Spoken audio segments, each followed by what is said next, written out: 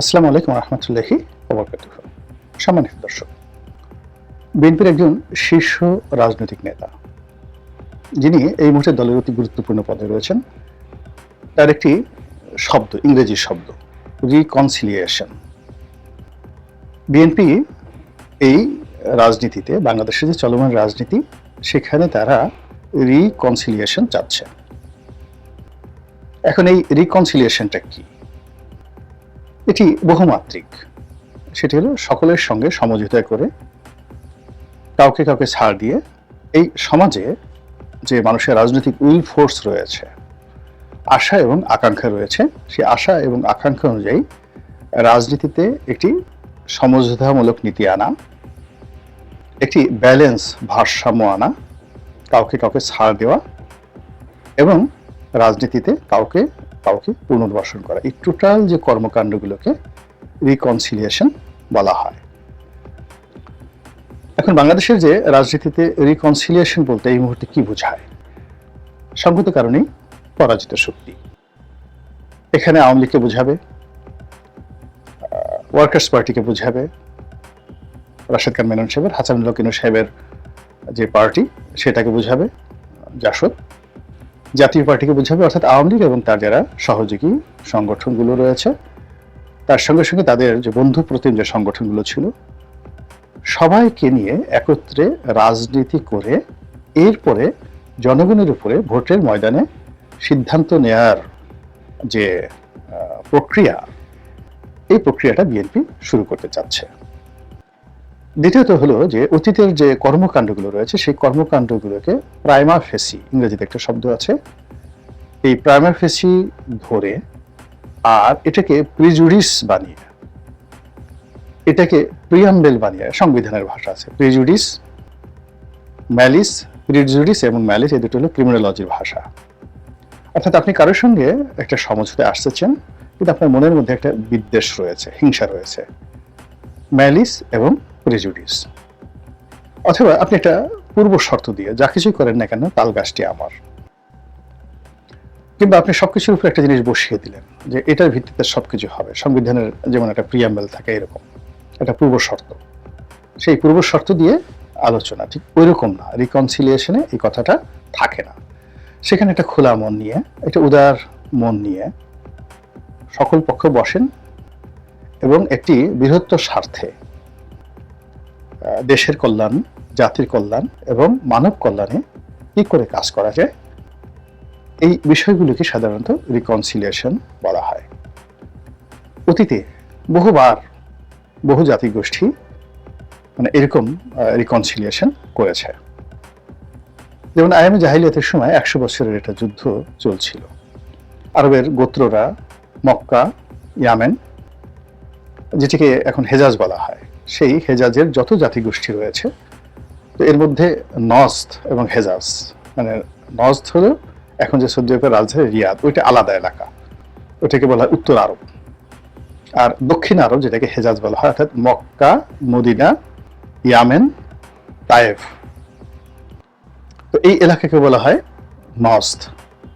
এই নজদের একটা বিশাল এলাকা, সেই নজদের একটা না, এই এলাকাকে বলা হয় যাকে বলা হয় নজদ উত্তর আর দক্ষিণ আরব আর কি হেজাজ বলা হয়। এলাকাটাকে মানে দক্ষিণ আরবকে বলা হয় হেজাজ, যার মধ্যে মক্কা, মদিনা, তায়েফ এবং ইয়ামেন। আর নজদ বলা হয় উত্তর আরব। ঠিক আছে। এখন এই যে হেজাজের জাতি, গোষ্ঠী, বর্ণ, সম্প্রদায় 100 বছর ধরে যুদ্ধ করলো এবং যুদ্ধ করতে করতে তারা একটা সময় বললো যে না, আমাদের রিকনসিলিয়েশন দরকার, এবং সবাই বসে সেটা তারা করে ফেললো। এটা দীর্ঘকালীন শর্ত এবং অতীতে সব অপরাধ, খুনাখুনি, রক্তের বদলে এগুলো সব মাফ করে দিয়ে একেবারে নতুন করে একটা শান্তি তারা প্রতিষ্ঠা করলো। সেই যুগে আজ থেকে 1400 বছর আগে এরকম বহু ঘটনা, মানে আমাজনের জঙ্গলে এরকম রিকনসিলিয়েশন হয়েছে। তারপরে ভারতবর্ষে বহুবার হয়েছে, শিবাজির সঙ্গে যাকে বলা হয় আওরঙ্গজেবের রিকনসিলিয়েশনটা হয়েছে, মারাঠাদের সঙ্গে হয়েছে, শিখদের সঙ্গে হয়েছে, ব্রিটিশদের, তারপরে যাকে বলা হয় শেরশাহের সঙ্গে হয়েছে, মুঘলদের। এরকম মানে সময়ের প্রয়োজনে এগুলো হয়। আর একেবারে সাম্প্রতিক সময়ে দুনিয়া কাঁপানো যে রিকনসিলিয়েশন সেটা দক্ষিণ আফ্রিকাতে হয়েছে, যেটা এখনো পর্যন্ত চলমান। অর্থাৎ নেলসন ম্যান্ডেলা এবং দেশমন্ড টুটু, অর্থাৎ খ্রিস্টান সম্প্রদায় এবং জুলু সম্প্রদায়, তাদের মধ্যে, অর্থাৎ কালো মানুষ এবং সাদাদের মধ্যে বন্ধন করার জন্য তখন আপনারা জানেন যে তখন পিটার বোথার সরকার ছিল এবং ডি ক্লার্ক ছিলেন প্রেসিডেন্ট। তো পিটার বোথা এবং ডি ক্লার্ক দুজনই বর্ণবাদী শাসক ছিলেন এবং তাদের পিছনে খ্রিস্টান শক্তিকে যারা রিপ্রেজেন্ট করতেন, তো তাদের মধ্যে একজন পাদ্রী ছিলেন, খ্রিস্টান পাদ্রী, যদিও তিনি কালো, দেশমন্ড টুটু। তো তিনি এই মানে যাকে বলা হয় নেলসন ম্যান্ডেলা এবং এএনসি অর্থাৎ দক্ষিণ আফ্রিকার যে কংগ্রেস এবং ডি ক্লার্কের সরকার এর মধ্যে একটা সমঝোতা বা রিকনসিলিয়েশন তৈরি করেছিলেন এবং তার ফলে দক্ষিণ আফ্রিকা একটা নতুন ইতিহাস তৈরি হয় এবং এই জন্য নেলসন ম্যান্ডেলা এবং দেশমন্ড টুটু তাদের দুজনকে নোবেল শান্তি পুরস্কারে ভূষিত করা হয়।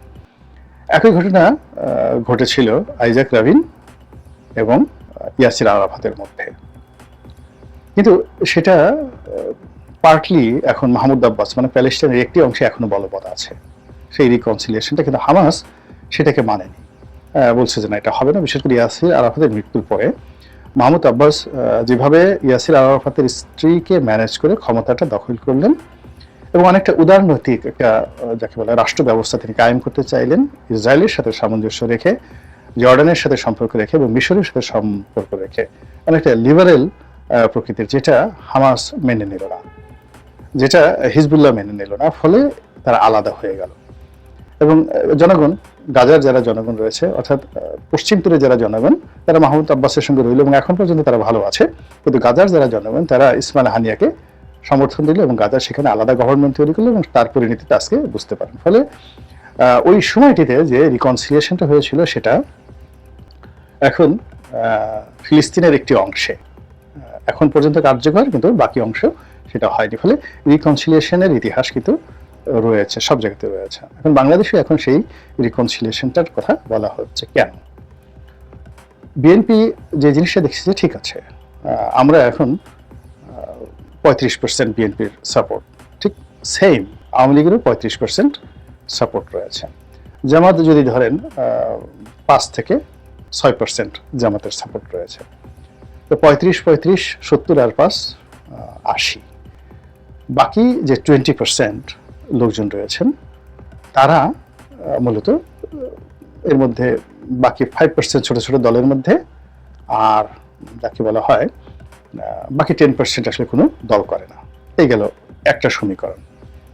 দ্বিতীয় সমীকরণ হলো যে এই যে 80% অর্থাৎ জামাতের যদি 5% ধরি বা 10%ও যদি ধরি, 5% ধরি, আর অন্যান্য ছোট ছোট দল জাসদ বা অন্যান্য দলের যেগুলো খুব একদম স্ট্রংলি দল করেন তাদের 5%, টোটাল এখানে 10%।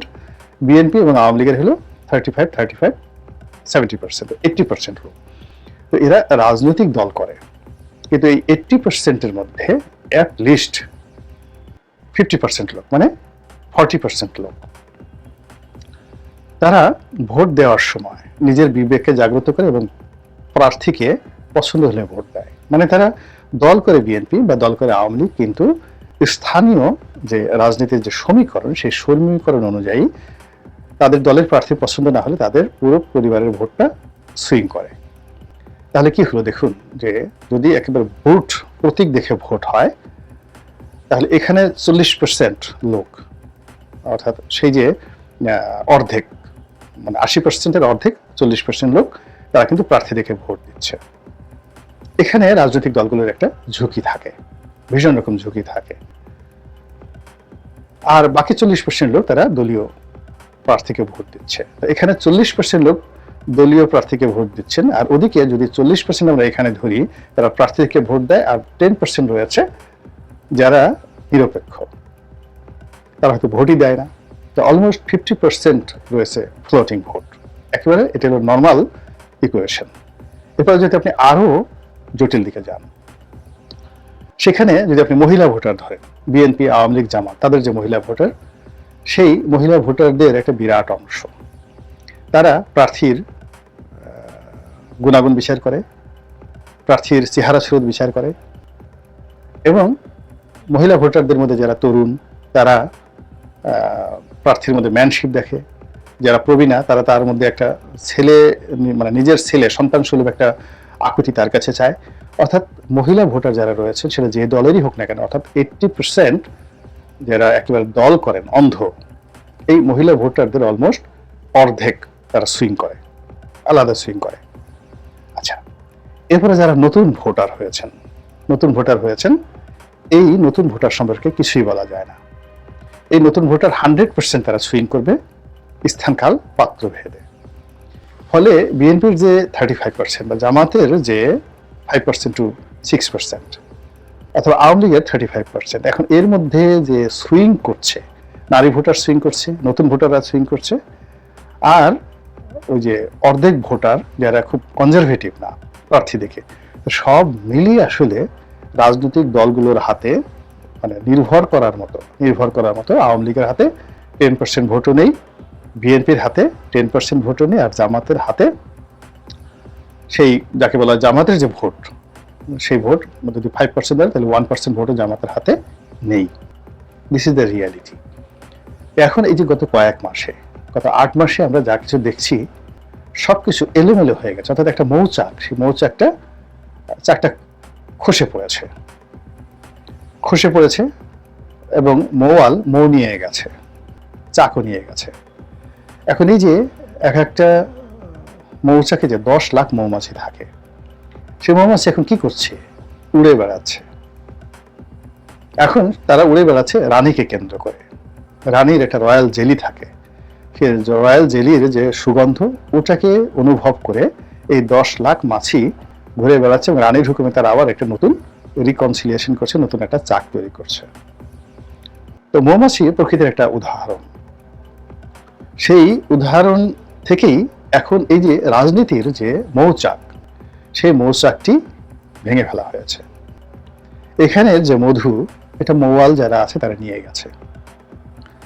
এবং এই রাজনীতির লক্ষ লক্ষ নেতাকর্মী, সেই লক্ষ লক্ষ নেতাকর্মী কেবলই মাত্র দলের নামে, মানে ওখানে যেমন রানী মৌমাছি রয়েছে, সেই রানী মৌমাছির যে রয়্যাল জেলি, রাজকীয় যে জেলি, সুধারস, সেটা সুগন্ধের দ্বারা আকৃষ্ট হচ্ছে।